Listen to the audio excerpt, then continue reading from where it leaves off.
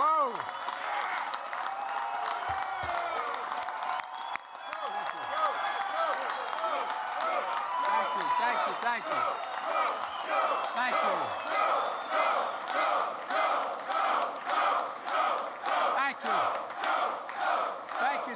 Thank you. Thank you. You better stop, I'll start believing it. Please have a seat if you have one. It's good to be home.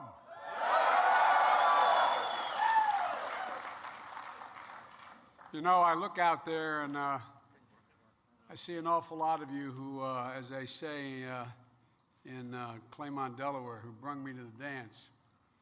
And I really mean it. There is no exaggeration. I'd not be standing here without labor, without union labor. Folks, as we used to say when I was a senator, if you excuse a point of personal privilege, before I turn to my main remarks, I'd like to have to briefly address the horrifying reports of the atrocities taking place in Ukraine and the steps the United States is taking to respond in close coordination with our allies and our partners. And I'm sure you've seen the pictures from Bucha and just outside of Kyiv. Bodies left in streets as Russian troops withdrew. Some shot in the back of the head with their hands tied behind their backs. Civilians executed in cold blood, bodies dumped into mass graves. A sense of brutality and inhumanity left for all the world to see unapologetically. There's nothing less happening than major war crimes. Responsible nations have to come together to hold these perpetrators accountable. And together with our allies and our partners, we're going to keep raising the economic cost and ratchet up the pain for Putin and further increase Russia's economic isolation.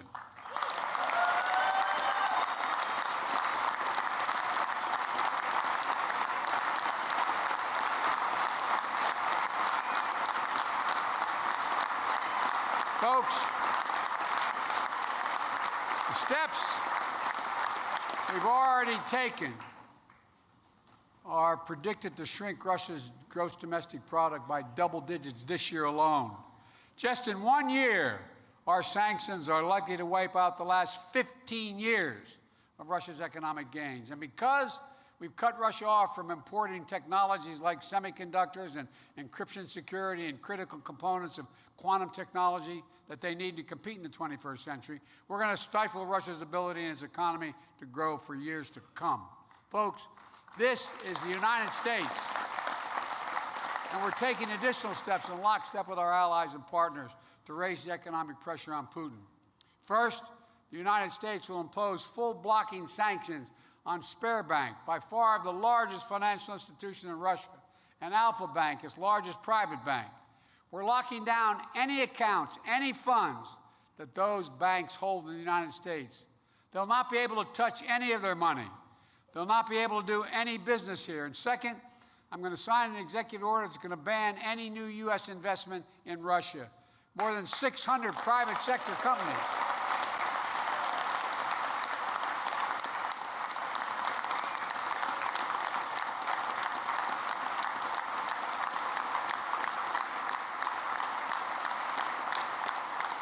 Folks, corporate America is stepping up and change.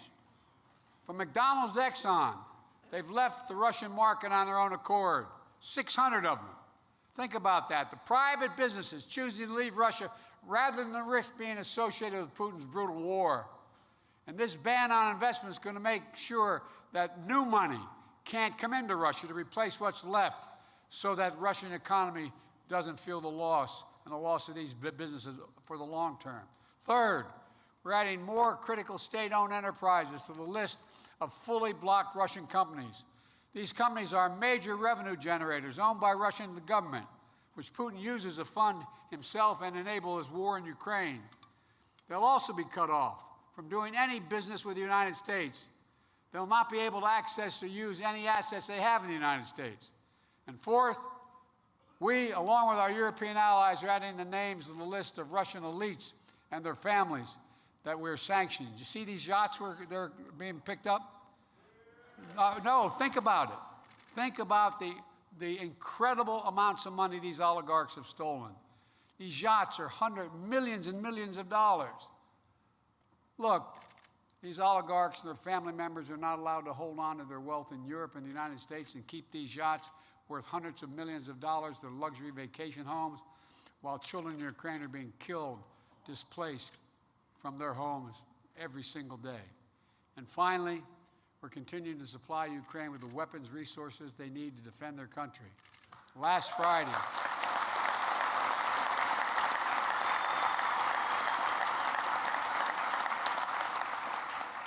Friday, we announced millions in funding to procure new equipment for Ukraine, advanced drones, laser-guided rocket systems. Yesterday, I signed another package to send more Javelin missiles, those shoulder-mounted missiles that can take out tanks and armored vehicles. To keep getting an uninterrupted supply to the Ukrainian military. You know, we won't be able to advertise every piece of security we give because our allies and partners are supplying to Ukraine through us. But advanced weapons and ammunition are flowing in every single day. And as you may have seen yesterday on television, when the Secretary of Defense was being cross-examined by one of our, how can I say it, our congresspersons, saying, "What have you done?" And he basically looked at him and said, "What the hell do you think we've done? Why do you think they're able to fight? We've trained them and we've given them the weapons." That's what's happening. Look,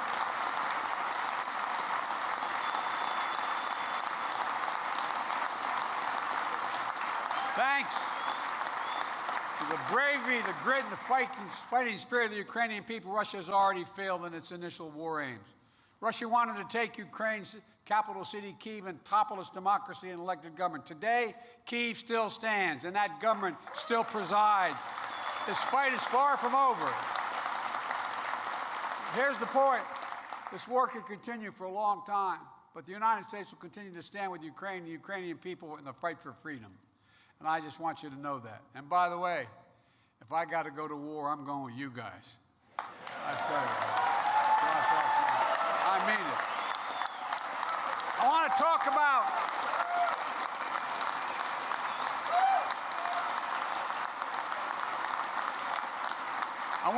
about what I'm here today to talk about. You women and men and the American union movement. Remember, you know, when the Fair Labor Standards Act was first passed, everybody said you can have unions. It didn't say that. It says we should have more unions. We should. American labor, the building trades unions, President McGarvey. And by the way, Dad, Jack, where are you, Jack? I tell you what, Dad, as they say in Southern Delaware, you done good with this boy.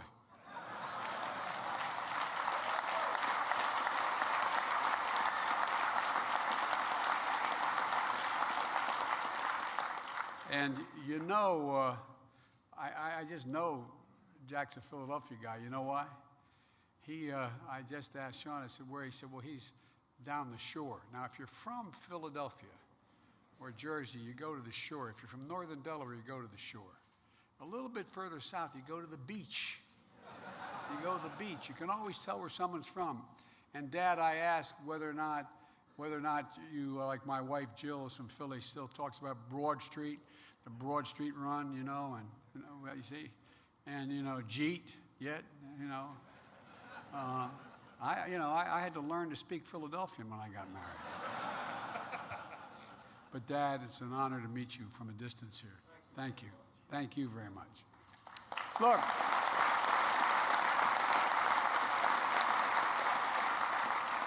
It's good to be with you all, and I mean that. You know, there's an old expression, as I said earlier, you go home with them that bring you to the dance. And you folks brought me to the dance. And the people who brought me to the dance were union workers, not just workers, union workers.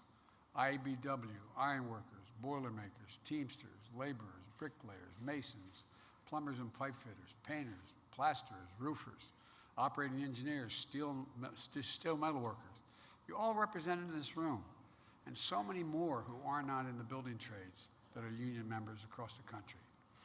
I want to thank you for what you did to support my election this last time out. I remember going to a guy sitting down here a little further to the right when I refused to, I wasn't going to introduce my climate plan until I decided I was going to speak to a guy from the IBW, because I wanted to make sure you all knew what I was doing and why it not only was good for the environment, but good for labor.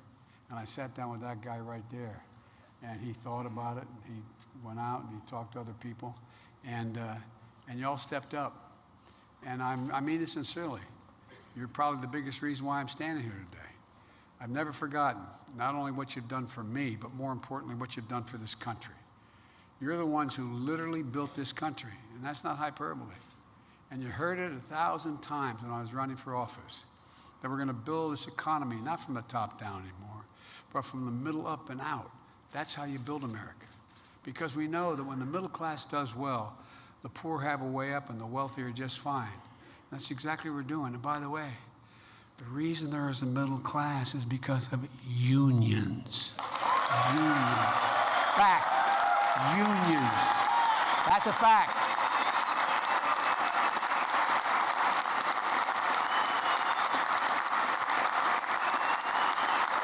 That's true. And look,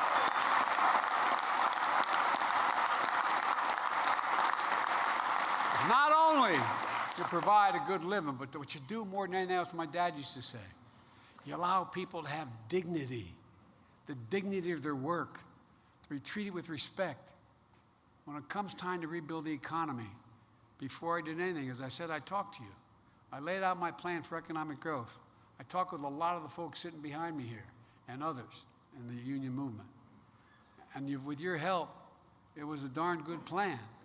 And look at the results. Our economy created 431,000 jobs in March. 7.9 million since I became president. More jobs in 14 months than any president in the history of America has ever created because of you. Unemployment's down to 3.6% from 6.4 when I took office. The fastest decline in unemployment to the start of the term of a president ever recorded because of you. And the economy grew 5.7% last year, the fastest growth in 40 years. I know people are still hurting. I'm not unaware of it.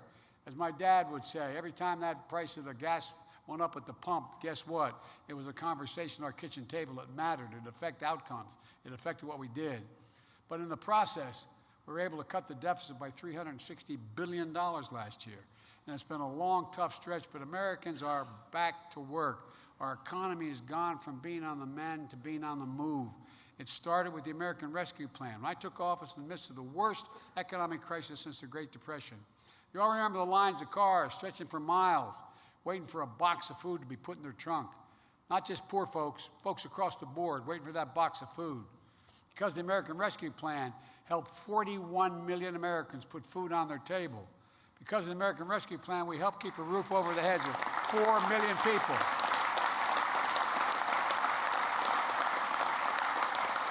When you helped get that plan passed, 4 million people were on the verge of being evicted from their homes and apartments. That's a fact, not a joke. 4 million.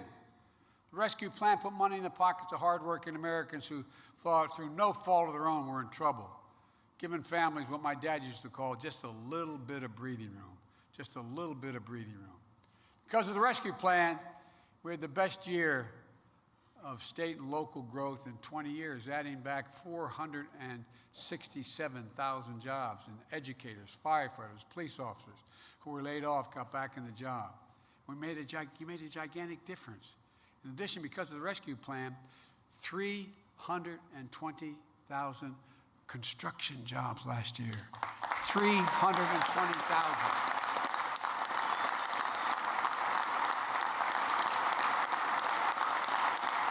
You're building America again.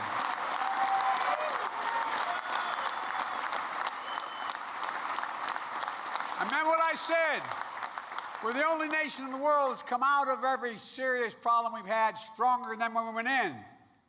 And there are now more construction jobs today than we had before the pandemic. The leading financial firm, Moody's, Wall Street, estimates that because of the rescue plan, 4 million more jobs were created and unemployment is 2% lower than it would have been had we failed to act. But look, that wasn't all we did to the rescue plan. We also included the law called the Butch-Lewis Act. You know what it is, most people don't. To ensure that as we rebuild America, we upheld a promise to secure a dignified retirement for millions of workers and retirees all across America, protecting pensions. You all work so damn hard for, you sacrificed to secure. And it didn't stop there, because we can't compete for the jobs of the 21st century if you don't fix our infrastructure. That's why it was so important to pass the bipartisan infrastructure law. You know, and now, not only is it infrastructure week finally arrived, it's infrastructure decade. Infrastructure decade. No, for real. Already.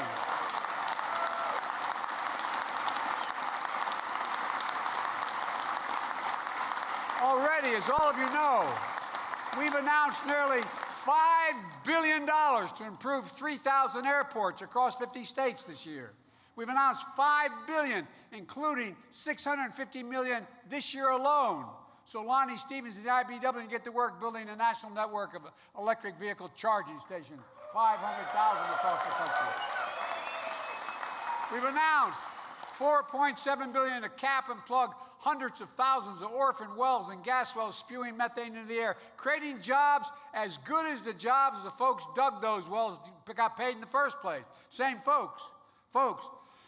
Nearly $17 billion for ports, waterways, and dams. 700 projects already announced across 50 states. $52.5 billion for highways and road repairs this year. $5.4 billion for bridges this year. The I-5 bridge over Columbia River in Washington State. The I-95 bridge in West Haven, Connecticut. The Jefferson Highway. US 61 East Baton Rouge Parish in Louisiana. The list goes on. Not only that, we're getting rid of poisonous lead pipes in 10 million homes and 400,000 school and child care centers.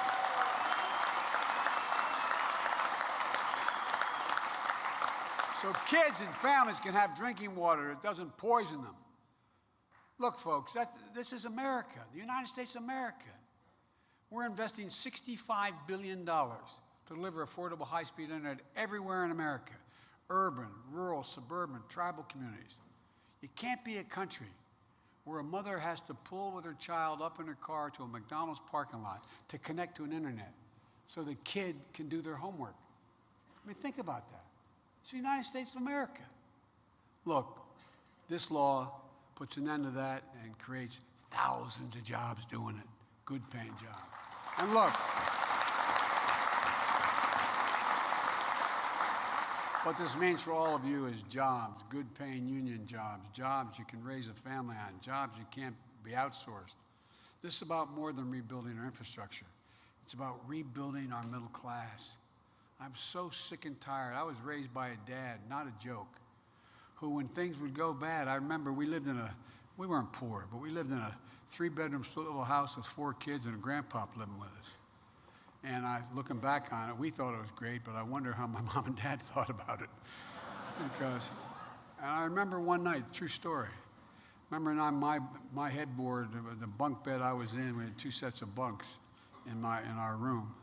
And one was up against the wall that divided between my mom's bedroom and ours. And I could tell my dad was restless. I could hear him. And I asked my mom the next morning, what was the matter? He said, he just found out we lost our insurance, honey. We lost our insurance. Well, guess what? You are the ones who keep millions of people from losing their insurance.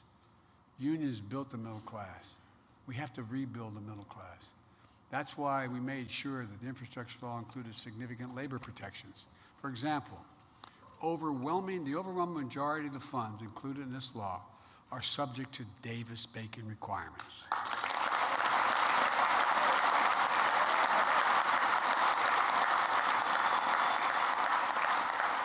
And by the way, as you may remember, when the President Obama asked me to do the Recovery Act back in our administration, the previous one, we didn't do any you guys didn't do. If they wanted the money, they had to show me that they were doing it and paying a prevailing wage. As you know, that means folks who are rebuilding the country are going to earn a prevailing wage now. And by the way, the Labor Department, led by a proud former president of the Labor's Union 223, Marty Walsh.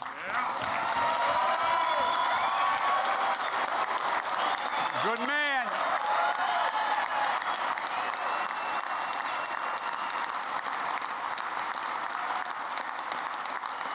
If I'm in a foxhole, I want Marty next to me. Look, he recently proposed a new regulation to strengthen prevailing wage. Another thing the law does is help expand registered apprenticeships. Wasn't it wonderful when business said, don't worry, we'll do the apprenticeships? Wasn't that a great, generous thing for them to do early on? Well, come on, man. Union partnerships that allow workers to earn while they learn, that matters. Because laying a strong foundation for the future of this country is about more than having strong roads and bridges, ports, and airports that can compete with any in the world. It's also about making sure that here in America, folks who work hard and live their lives, they have an opportunity to live it with dignity and respect. That's what unions are about, in my view, about providing dignity and respect for people who bust their neck. That's why I created the White House Task Force on worker organization and empowerment, to make sure the choice to join a union belongs to workers alone. And by the way,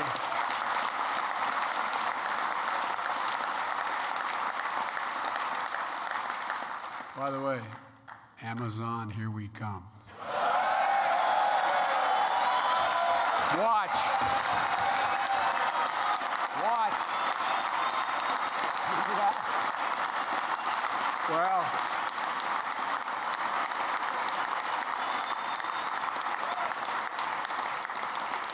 it's why I've called on Congress to finally pass the PRO Act and send it to my desk.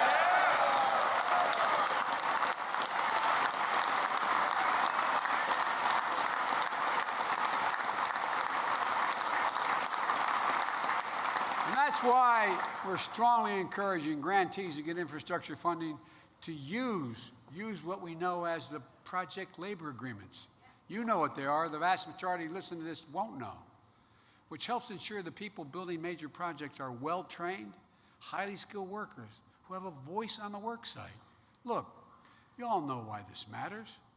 Union members get higher wages and benefits like health care and insurance and paid leave, protections against discrimination and harassment, safer, healthier workplaces. But there's another reason, the basic American reason.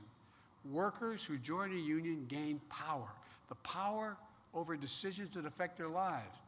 When you've got a union, workers' voices are heard and heeded. Unions provide, in one word, democracy in the workplace. Organizing, joining a union, that's a democratic and democracy action. Unions aren't just good for workers who join them.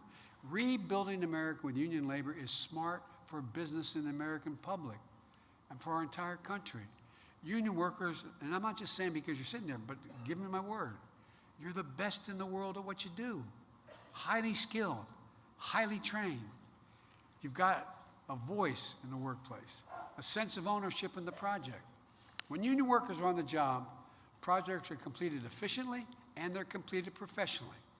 That's good for the American taxpayer. It's good for families in every neighborhood where infrastructure projects are underway. And so we're going to keep investing in you and your families. We can and we must do more. For example, there are nearly 1.2 million extremely qualified women who haven't returned to the workforce. There's a simple reason. There's no affordable child care for them. Many families pay up to, in this city, in other major cities, they pay up to $14,000 a year for one child. When I got to the Senate, as some of you know, right after I got elected in November, and December 18th after that election, I got a phone call saying my wife and daughter had just been killed. A tractor trailer broadsided them, and my two boys weren't supposed to make it. My boys did make it, thank God. But the point was, everybody thinks I commuted every day because I was this good father wanting to go home. That's true, but I couldn't afford daycare. So I had my mom and my sister and my brother. I had to do it from home. I had no choice. And I was making a good salary. I think at the time we were making $42,000 a year, which was a fair amount of money. I couldn't afford child care. And these women can't afford it either. If you cap child care, as I proposed, at 7% of a family's income making less than 125 grand a year, it could cut in half the cost of child care, saving thousands of dollars and freeing so many people to be able to go back to work, particularly these women who are totally qualified but have no alternative but to stay home. Or take prescription drugs like insulin. Many of you know people who have type 1 diabetes, another reason for insulin. You know how much it costs to make that vial of insulin? $10, T-E-N, $10. But you see families paying, on average, over $641 a month for that insurance, up to $1,000 a month. Think about those 200,000 kids out there, maybe some of your children, who have type 1 diabetes. 200,000. Think about what it does to a parent who looks at their child, doesn't have insurance, doesn't have the cash, and wonders, my God, what am I going to do? Have no idea how we're going to pay for what we need so desperately. It not only puts the child's life in jeopardy, it strips you of your dignity. How can you look at your child knowing they need this, but there's no way? You don't qualify for it because you're making some money, but you don't have enough money to pay for that monthly bill. It's easy. We can cap insulin at $35 a month. They'll still make 350% profit.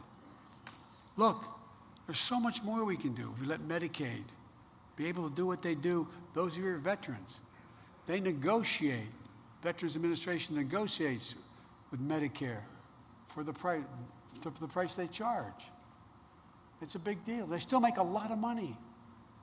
But what's going on now, we can do it all without adding to inflation. We don't have to believe me about that. 17 Nobel laureates in economics within the last 6 months wrote to me independently and said, guess what? If you do what you're talking about, it will not only not increase inflation, it will reduce the impact of inflation. We can do this without raising a penny in taxes on anyone making under $400,000. We have to do it. All we have to do is ask the wealthiest Americans among us in major corporations to pay their fair share, just a little bit more. Really, not a joke.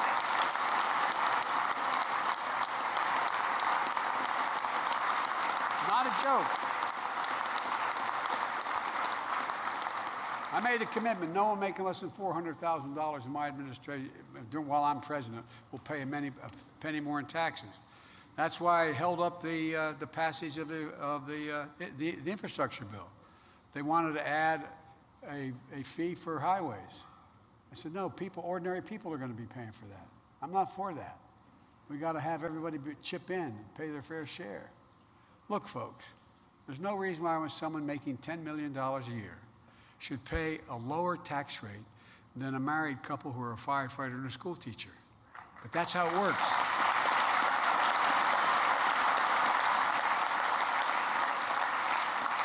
I mean, for real, there's no reason why in 2020, the 55 of the companies, Fortune 500 companies, paid zero in federal income tax, and they made $40 billion.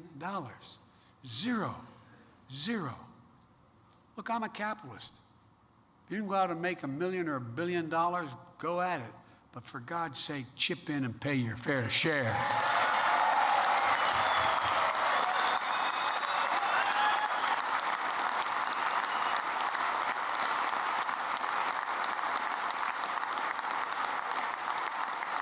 I think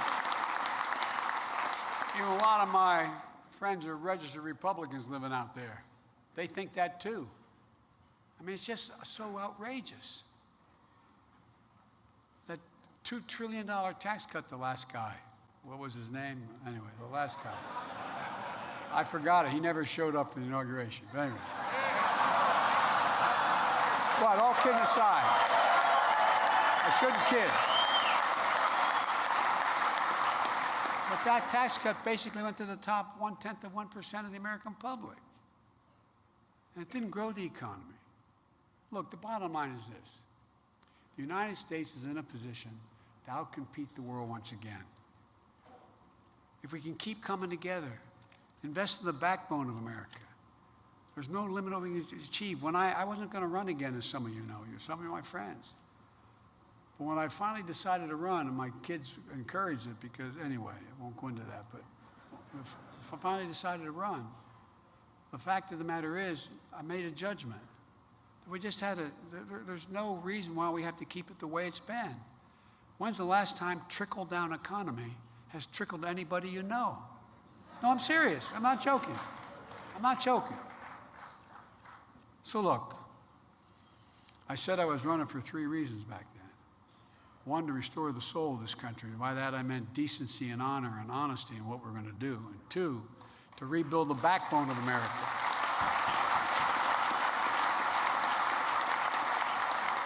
To rebuild the backbone of America, which is the middle class and working people.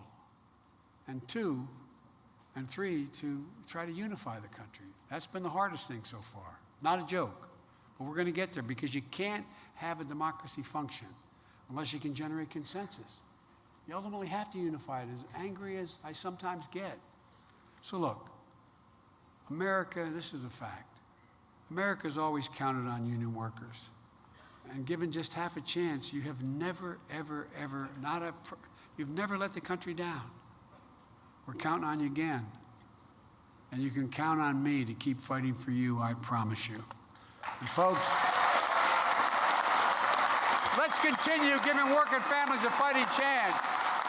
Let's face the challenge ahead. And let's keep building a better America. And one last thing. We're announcing today an investment through the infrastructure law. The largest investment in public transit in American history, $20.5 billion. It's going to accomplish 2 big things.